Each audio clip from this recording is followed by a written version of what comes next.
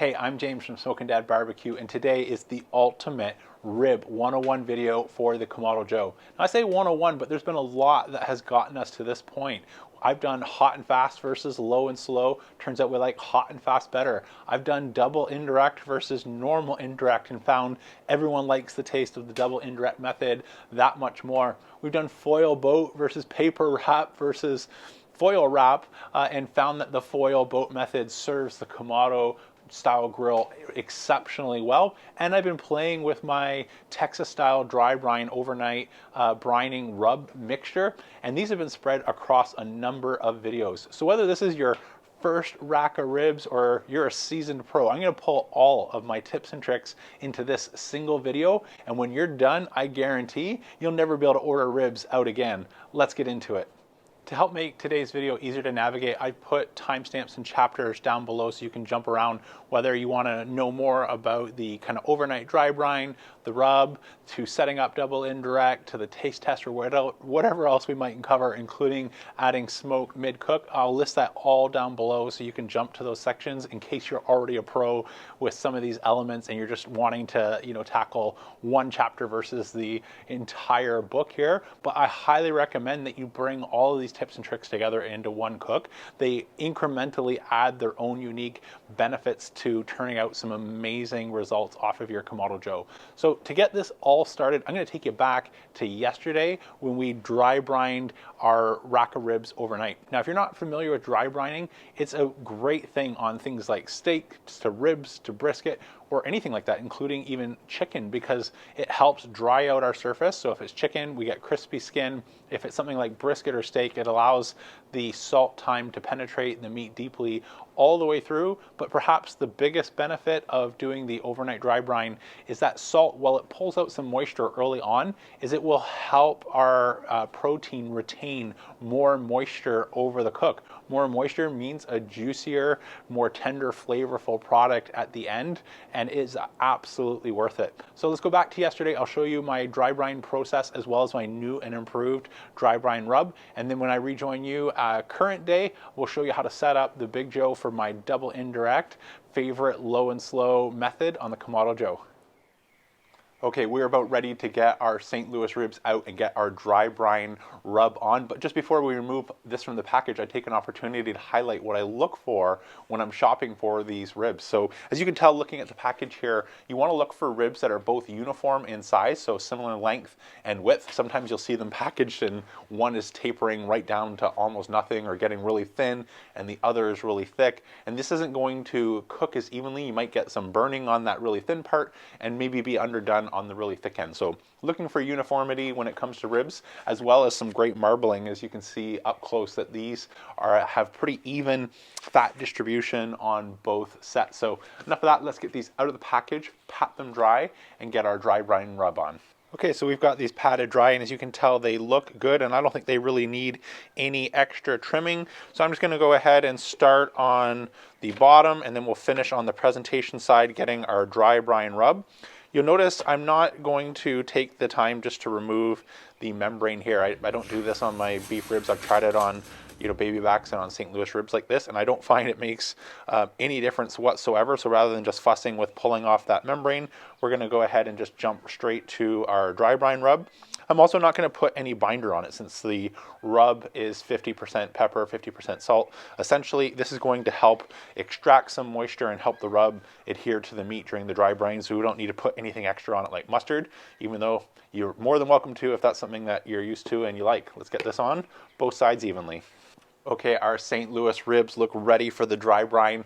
That rub is on nice, so we're going to leave these in the refrigerator overnight. Now, speaking of the dry brine recipe, I've made a couple tweaks to my approach, a little bit more Diamond Crystal Kosher salt, a little bit less Lowry's. If you've already seen that, just go ahead and navigate to the chapters down below and skip to the next section. But if you haven't seen it, let me take you back to yesterday when I made this rub so you can understand the ratios that I'm using to make the perfect at-home Texas-style salt and pepper dry brine rub.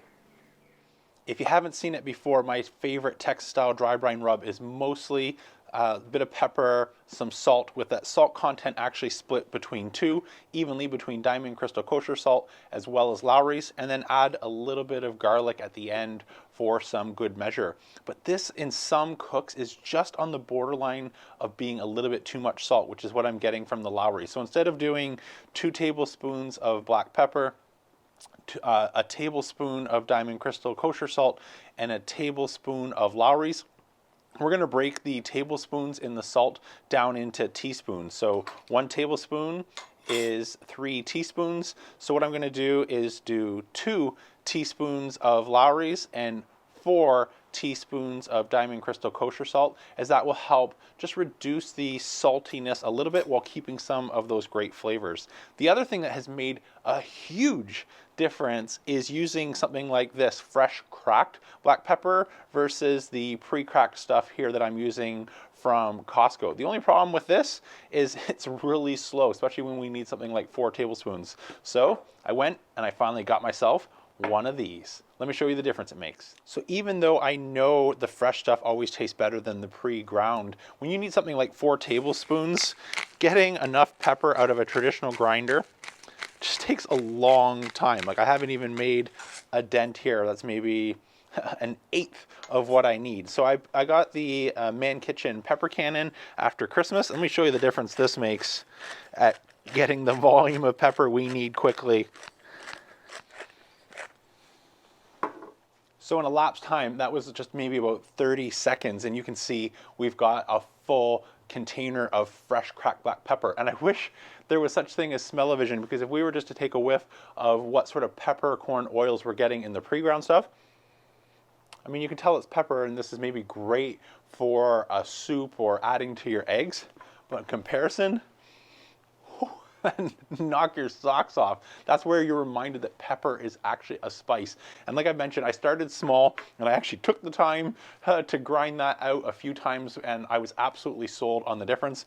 But when I saw the pepper cannon can do that about 10 times quicker, I had to try it, and it is totally worth it for rubs like this. So this is definitely going to be something you'll see more of as we go forward, because the flavor impact here is significant. So let's get back to making up the rest of our rub. So since I'm actually cooking a couple other things, I'm going to, as I mentioned, double the rub. So instead of 2 tablespoons, I'm going to go for 4 of our fresh cracked black pepper here. Then we're going to want 2 tablespoons of our Diamond Crystal kosher salt.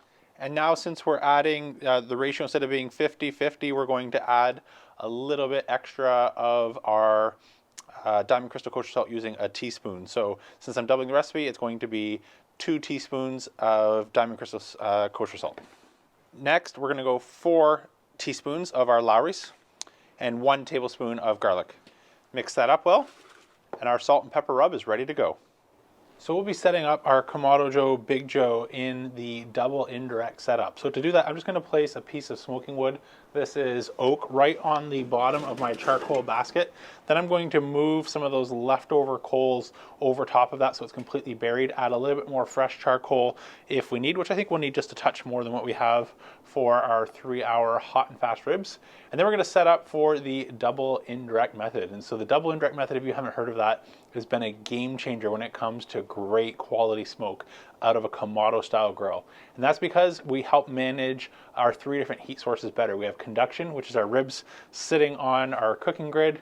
We have our radiant heat, which is, you know, what our dome gets heat soaked with. And we have convection airflow, which is typically in a really energy efficient grill like the Kamado Joe, one of the areas that it needs less air, less fire in order to maintain those temperatures. So the double indirect is going to make that fire work a little bit harder, going to ramp up that nice clean smoke. And every time I've played with this, I've been just blown away with the taste difference. So let's get to work, cover up these coals, and start to assemble the Joe for the double indirect.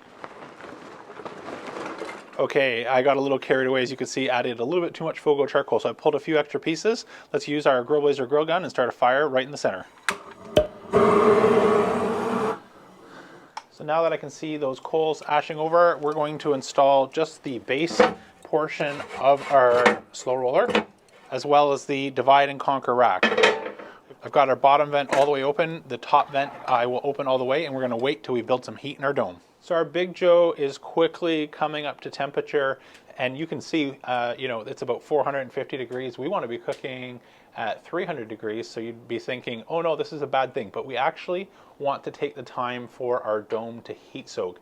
And so given the fact that I can hold my hand quite comfortably here, this is not 450 degrees. I'd be scalded if I did that. So what's really going on is we've just got a fire, it's concentrating, it's coming up and escaping right out the top, but the dome is getting heat soaked. So this is the point where we want to slow things down. So I'm gonna put the bottom draft door down to 1 finger's width, and I'm gonna close the top vent and put it on the 3rd line just while we install the rest of our components, and we'll continue to adjust that in a few moments time. Let me show you how to set up the rest of the double indirect. There's those flames I mentioned. You could see a nice concentrated fire, which is what is causing the temperature to read hotter than it actually is, but we don't want to let this go any further. So let's grab the remaining top of our slow roller, drop this in like so. I like to alternate the top of the slow roller between cooks, so I'm just burning off whatever food is left there. So I think I'll give this side a go today. Next, we want the accessory rack, which I'm going to put on the 2nd level here of our divide and conquer rack. Heat deflectors will go in just like so. Next, I've got the 14-inch drip pan from Smokeware. It looks quite small on the Big Joe at 24 inches, but this is going to give us some great coverage for most of our rack of ribs. It'll just reduce the amount of fat drippings that are going to sit and land on our stone or our slow roller that we have to clean up later. So that's just a prevention method that'll save us some time and energy. And last but not least, we'll put our cooking grids on top of everything here. Close our dome and let that continue to stabilize, come up to temperature. So our Big Joe is nearly up to temperature, so let me tell you a little bit more about the game plan. I'm going to wait for that continue to recover close to that 300 degrees, and as it gets closer, I'll just keep working my control tower top close to its final resting position. And every time I've done a setup or built my fire this way, I get a nice stable heat, and I don't have to touch my vents ever again throughout the cook, whether it's something like today, short and sweet at 3 hours, or it's an overnight brisket, because we heat soaked our dome. Often what happens if you don't start with properly heat soaking your dome, you think you're nice and stable, you add your food, and an hour later, when the cold from your food or your components that you've added has all been brought up to temperature, your vents were never set properly and the temperature starts to climb. And this gets people into that yo-yo pattern of, chasing temperatures down, and then you overcorrect, and then you're trying to build it back up and you get dirty smoke. So this is worth the time and energy, especially you have a tool like the Grill Blazer grill gun, because you can get that nice clean fire. Total time here from when I added charcoal to when we throw our ribs on is usually about 20-23 minutes. So it's not long, but it's definitely worth taking that extra couple steps. So I've done a number of different experiments. I mentioned with ribs, whether we wrap them in paper or in foil, or if we do the boat. I love the boat because it helps let the smoke continue the entire cook, penetrate the top of our ribs, but it doesn't give us that broiled rib texture or taste that you get when you completely wrap it. So that's what we're going to do today. We're going to go 2 hours just sitting right on the grill, and then at the 2-hour mark, we're going to take them out, put them in foil and make a foil boat, and give that 1 more hour before we're nearly done. We can sauce them and get on for our taste test. I'll rejoin you in a minute. We need about another 2-3 minutes, I think, for the Big Joe to stabilize at its 300 degree target temperature for today's cook, and we'll get these on the grill. Okay, our grill is nice and stable. The dome is heat soaked, maybe about 10 degrees left, but it'll happen in the next minute or two. I'm looking at the smoke coming out of the control tower top, and you almost don't see anything. It's just thin, blue, wispy smoke. So I think this is ready for food to hit the grill. Let's open this up, throw on our rack of ribs. Now's the time if you want to adjust the bones or place anything. How you put them on now is how they're going to finish, but these look pretty good. Let's close that up, let these cook. So now that it's been about an hour, I know from previous experience that our piece of smoking wood is fully consumed. So how are we going to add some more? This would be really inconvenient if you were to try and take out your hot cooking grids with your food dropping grease everywhere. You've got our our heat deflectors, as well as our slow roller. So there's a much better way, and it burns clean every time, especially with the double indirect setup, since the benefit here is we're burning a nice, clean, hot fire. And the benefit of that is lots of hot embers are raining down into our ash collector tray, which is more than enough for a piece even this big to combust and put off some great smoke for the next hour. Generally, it's about an hour for a size of wood like this. So let me bring it nice and close to show you how we're going to load up a piece of smoking wood in our ash drawer. So the great thing about using one finger width for measurements, it's easy to remember where you were. So all we have to do is just open this up, pull out our ash drawer, look for a spot where we can see some fresh hot coals falling down, because that's what we're going to need for our wood to combust. So that's where our fire is. So now when I reinstall this, the coals will fall down and help combust this. I'll show you a little bit later on in about another hour what this piece of wood looks like. Let's put it back. Okay, we are about 2 hours into our 3-hour smoke session on our St. Louis ribs, and this is about the point where I want to transfer from being directly on the grid into our foil boat. Have you not heard of the foil boat method? This serves two main advantages, particularly in a Kamado style grill where the heat is coming up from the bottom. This will help prevent overcooking the bottom and drying that out. On a brisket, this is what would cause the bottom to tear rather than get nice slices. The second benefit of the foil boat, kind of like my sweater out here, you can see my breath, it's cold, is it's like a sweater. It helps retain some extra energy, which is what's going to help reduce our cook time. So the combination running at these temperatures, we're holding steady, still nice at 300 degrees Fahrenheit. I found about 2 hours on the grill, 1 hour in the foil boat is about the perfect time, but we'll give it a feel, see how we're doing when we're nice and close. Let me take you over to the grill and we'll build our boat. Okay, you can see we're riding right along at 300 when you look straight down. So let's get our ribs out, but just a quick answer to questions I get all the time on gloves. So these are some high heat gloves. I put a link down in the description below. These are great for handling really hot deflectors, or if you're working with the solo stove or offset and managing hot components. But for something like this, what I like to do is just get a cheap pair of cotton gloves and throw over some nitrile gloves on top. That's going to be great for handling food. So we want to move our ribs to the foil boat. This is a great solution to not burn your hands. You get a little bit of heat protection, but also food safe. These are looking really nice. We're getting some great color. Let's check the temperature. 180, 185. So that's actually suggesting we're getting close. Let's give it a little bit of a bend, see how we're doing.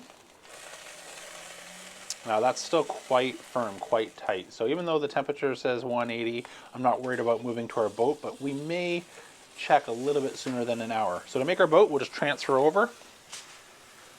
Hopefully, check you can see that. And what we're going to do is just wrap the foil up nice and tight.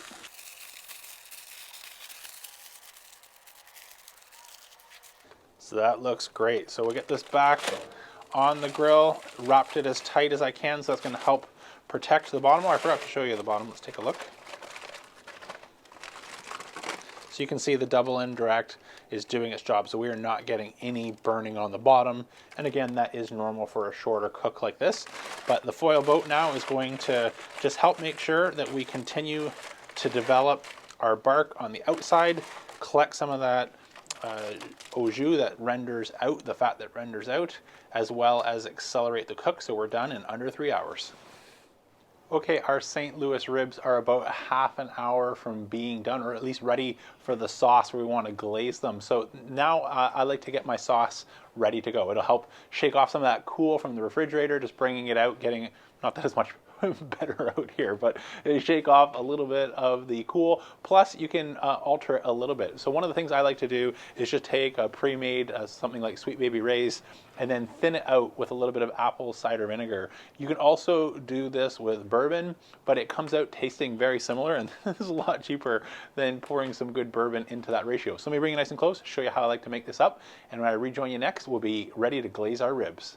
So making this is incredibly simple. So all you want is just a little jar or a bowl. Anything you can mix together is fine. This is really handy because we can just shake it. And the consistency that we're looking for is thin enough to still coat the back of a spoon, but we want it a lot thinner than what you get in the jar. So let's get this in.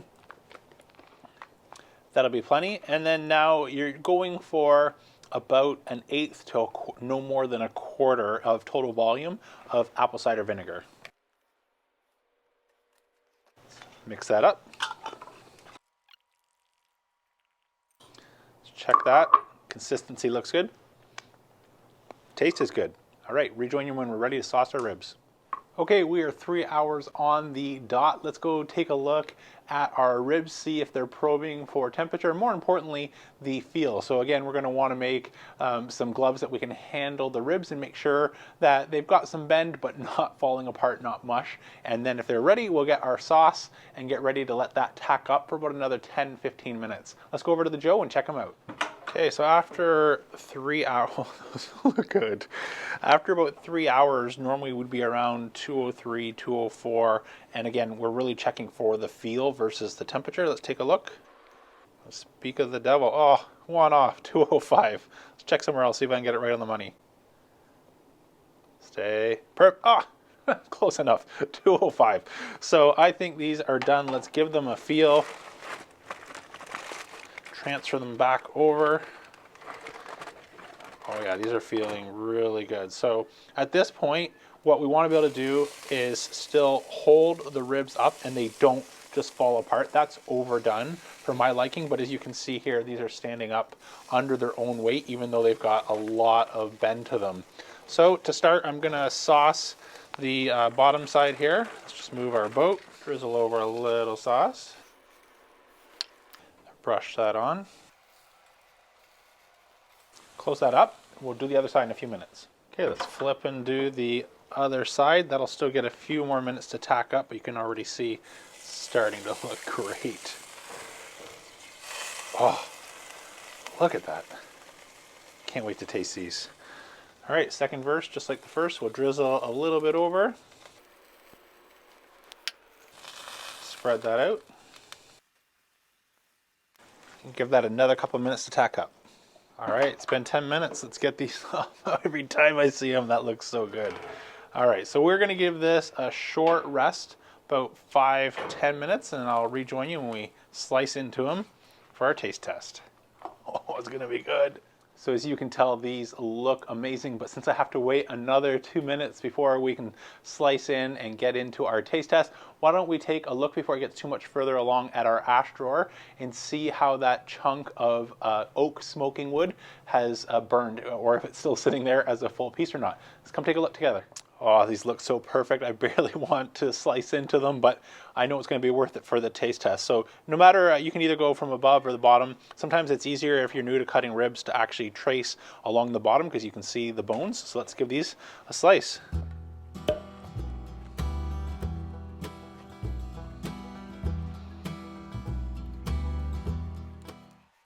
Okay, so look at that. So you can see great smoke ring all the way through.